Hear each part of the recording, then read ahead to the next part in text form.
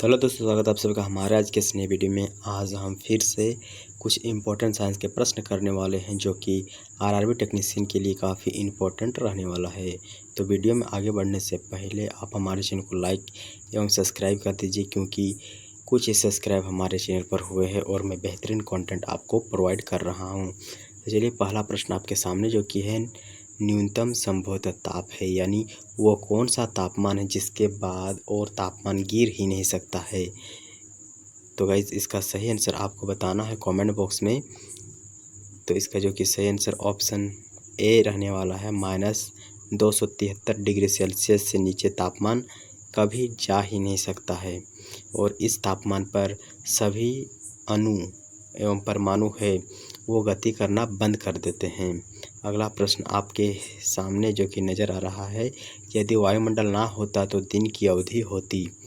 तो ये आपको बताना है कि जो पृथ्वी का वायुमंडल है, अगर वायुमंडल ही नहीं होता तो दिन की अवधि कितनी होती, कम होती, ज़्यादा होती, अपरिवर्तित होती या फिर आधी ही हो जाती।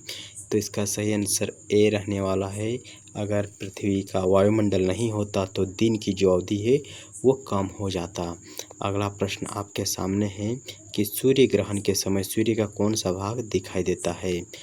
तो सूर्य जब ग्रहण होता है तो आप लोग देखिएगा, ये हमारा सूर्य होता है और इसके बीच में आपको देखने को मिलता है, आ जाते हैं चंद्रमा।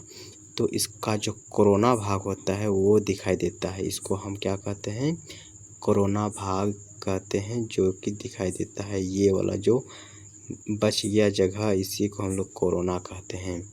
अगला प्रश्न आपके सामने है कि जो प्रतिध्वनि होता है उसका कारण क्या होता है। तो प्रतिध्वनि का मतलब होता है वह आवाज़ जो एक बार किसी भी चीज़ से निकल जाता है, वो टकराने के बाद वो 2 से 3 बार मिनिमम हमें सुनाई देता है, तो इसी को हम कहते हैं प्रतिध्वनि। तो प्रतिध्वनि का कारण होता है ध्वनि का परावर्तन। तो परावर्तन आपको देखने को मिल रहा है ऑप्शन ए में। इसका सही आंसर ऑप्शन ए होने वाला है।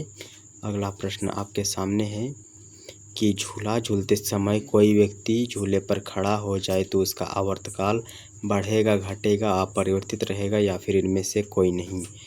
तो झूला जो होता है उसमें अगर कोई व्यक्ति झूल रहा है और वो उसी वक्त खड़ा हो जाता है तो उसका आवर्तकाल जो है वो घट जाता है।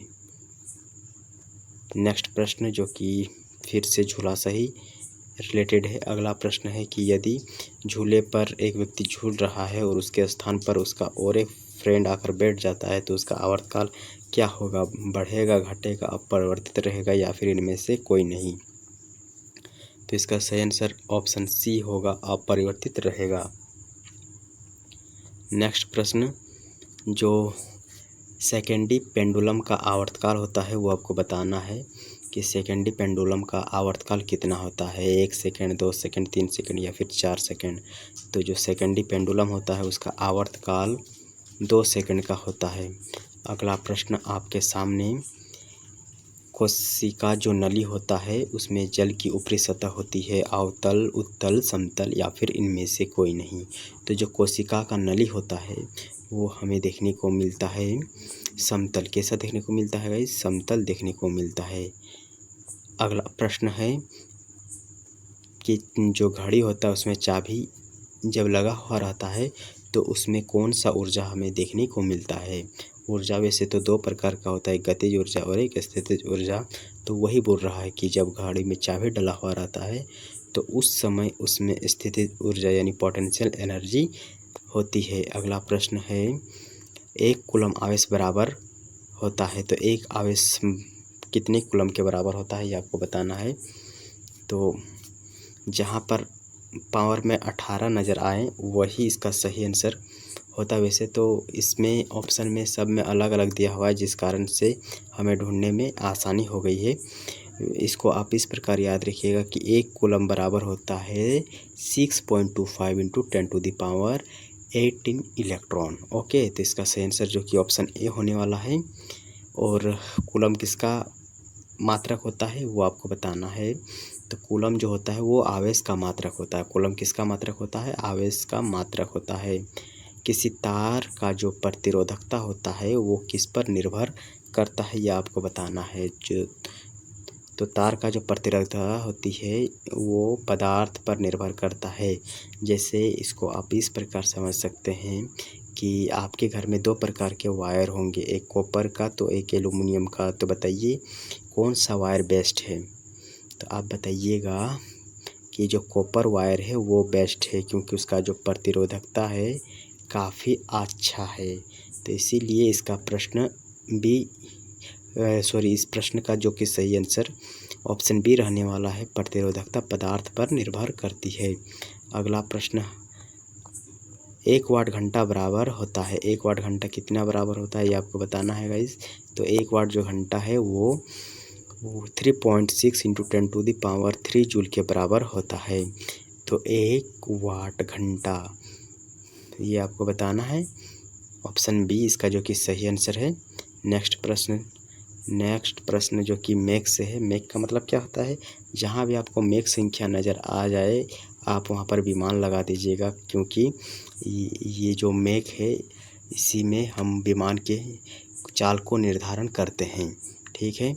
अगला प्रश्न है, एक कार है उसमें बैटरी में जो उपयुक्त होता है वो विद्युत अपघटन किस प्रकार का होता है? कौन से अम्ल के सहायता से विद्युत अपघटन होता है? आपने क्लास 10th में 9th में पढ़ा होगा कि एक बीकर होता है, इसमें कुछ एनोड और कैथोड डाल दिया जाता है और इसमें कुछ लिक्विड होता है जो कि सल्फ्यूरिक अम्ल होता है और वही विद्युत अपघटन कराने में हेल्प करता है। अगला प्रश्न आपके सामने कि अस्पष्ट दर्शन की न्यूनतम दूरी होती है। अस्पष्ट दर्शन की न्यूनतम दूरी कितनी होती है? 25 सेंटीमीटर। न्यूनतम दूरी का मतलब होता है वह दूरी जिसके बाद अगर किसी भी वस्तु को नज़दीक ले जाते हैं तो वो थोड़ा सा ब्लर दिखना स्टार्ट हो जाता है। आपके पास जो भी मोबाइल है उसको आप नज़दीक लाइए अपने आँख के सामने और देखिएगा, एक दूरी ऐसा आएगा जहाँ से आपके जो मोबाइल के लिखा हुआ जो साइज़ है या फिर कोई भी चीज़ चित्र है वो दिखना बंद हो जाएगा, तो उसी को बोलते हैं अस्पष्ट दर्शन की न्यूनतम दूरी। नेक्स्ट प्रश्न है कि प्रकाश की जो तरंग सिद्धांत है वो किसने दिया था? तो जो तरंग सिद्धांत है वेव थ्योरी था, वो हाइगन्स द्वारा दिया गया था। अगला प्रश्न है कि जो ट्रांसफार्मर है ये किस सिद्धांत पर कार्य करता है, ये आपको बताना है। तो जो ये जो ट्रांसफार्मर है ये चुंबकीय प्रेरण के सिद्धांत पर कार्य करता है। ओके, ट्रांसफर का कार्य क्या होता है ये आपको कमेंट में बताना है। नेक्स्ट प्रश्न, घरेलू प्रकाश के लिए उपयुक्त लैंप किस क्रम में जोड़े जाते हैं? इसको आप याद इस प्रकार रखिए कि जो श्रेणी क्रम होता है उसमें, अगर ये इसका सही आंसर नहीं है, अगर श्रेणी क्रम में किसी वस्तु को जोड़ दिया जाता है तो अगर एक वस्तु फ्यूज़ हो जाता है तो अगला वस्तु जो कि कार्य करना बंद कर देता है। और अगर आपके घर में बल्ब ख़राब हो जाता है तो पंखा चलता है, यानी ये ज़्यादा हौच-पौच हो गया है। हम इसको अच्छा से समझाते हैं कि श्रेणी क्रम में नहीं, इसको समांतर क्रम में जोड़ा जाता है। नेक्स्ट प्रश्न है कि भूअस्थायी जो उपग्रह होता है वो पृथ्वी के चारों ओर चक्कर लगाता है कितने घंटे में, ये आपको बताना है। तो 48, 24, 36 या फिर 12 घंटे में, ये आपको बताना है। तो 12 घंटे में नहीं, 24 घंटे में, यानी एक दिन, यानी जो होता है 24 घंटा होता है उसी समय में एक जो उपग्रह होता है वो पृथ्वी का एक चक्कर कंप्लीट कर देता है। नेक्स्ट प्रश्न है कि जेट इंजन किस सिद्धांत पर कार्य करता है? तो जो जेट इंजन होता है वो रेखीय संवेग संरक्षण के सिद्धांत पर कार्य करता है। जेट इंजन रेखीय संवेग संरक्षण के सिद्धांत पर कार्य करता है। और आज का लास्ट प्रश्न है, जो टाइपराइटर होता है उसका आविष्कार किसने किया था? तो ये आपको कमेंट में बताना है। ये आपका HW है और जल्दी से आप बताइए कि आप आज कितने प्रश्न सही कर पाएँ, क्योंकि बिना टेस्ट के हम RRB टेक्नीशियन में सिलेक्शन नहीं ले सकते हैं। हमें अपने समय सीमा के भीतर प्रश्नों को हल करना होगा। वैसे तो हमें बहुत ही ज़्यादा चीज़ों की नॉलेज होती है, पर एक समय सीमा के अंदर अगर हम उसको कर पाएँ तभी हमारा सिलेक्शन होगा। ठीक है, तो चलिए आज हम वीडियो को यहीं तक रखते हैं। कल हम फिर 7वां वीडियो लेकर आएंगे। सॉरी 8वां वीडियो कल होगा। वैसे हम अभी 6 वीडियो ऑलरेडी इस चैनल पर अपलोड कर दिए हैं। इसी प्रकार हम रोज़ वीडियो अपलोड करते हैं, तो कृपया करके हमारे चैनल को आप सब्सक्राइब कर दीजिए और पसंद आया है तो ज़रूर अपने फ्रेंड के साथ इसको शेयर कीजिए। मिलते हैं नेक्स्ट वीडियो, तब तक के लिए बाय बाय।